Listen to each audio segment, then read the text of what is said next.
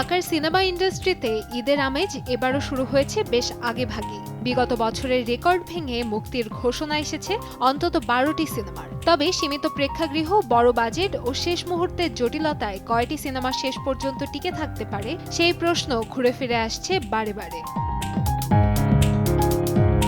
গেল কয়েক বছরের মতো এবারও আলোচনায় শাকিব খান।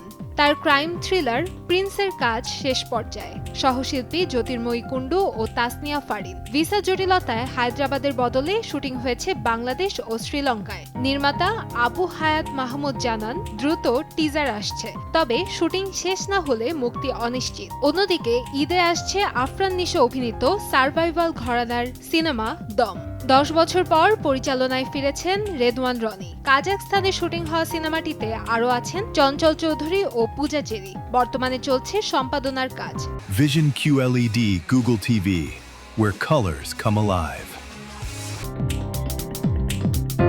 অ্যাকশন ড্রামা ঘরানার মালিক সিনেমা বর্তমানে পোস্ট প্রোডাকশনের কাজ চলছে। বিরতির পর ফিরছেন আরিফিন শুভ ও বিদ্যা সিনহা মিম। পরিচালনায় সাইফ চন্দন। অন্যদিকে রাক্ষসে জুটি বেঁধেছেন সিয়াম আহমেদ ও সুস্মিতা চট্টোপাধ্যায়। পরিচালনায় মেহেদী হাসান। টিজারেই বেশ সাড়া ফেলেছে সিনেমাটি। অপরদিকে থ্রিলার ও সাসপেন্সে ভরপুর দুর্বারে অভিনয় করেছেন অপু বিশ্বাস ও আব্দুন নূর সজল। অন্যদিকে চট্টগ্রামের নারী ও শিশু নির্যাতনের একটি মর্মান্তিক ঘটনাকে উপজীব্য করে তৈরি হয়েছে ট্রাইব্যুনাল। নির্মাণ করেছেন রায়হান খান। অভিনয়ে আদর আজাদ ও নুসরাত ফারিয়া। দুটি সিনেমাই এখন সম্পাদনায়।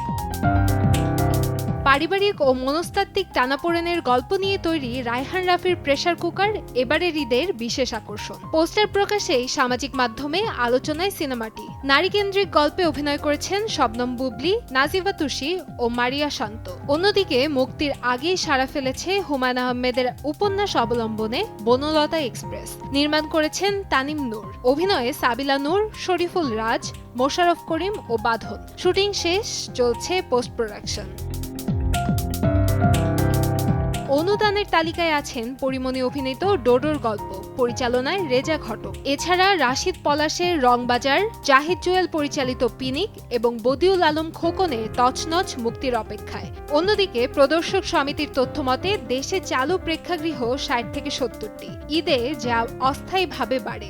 এত অল্প হলে 12টি ছবি মুক্তি দেওয়া অযৌক্তিক। মাল্টিপ্লেক্স কর্তৃপক্ষের পরামর্শ, 3-4টি ছবি হলেই ব্যবসা টেকসই হয়। এখন দেখার বিষয় সংখ্যার লড়াইয়ে কারা টিকে থাকে। কান্তাময়ী স্নেহা, সময় সংবাদ, ঢাকা।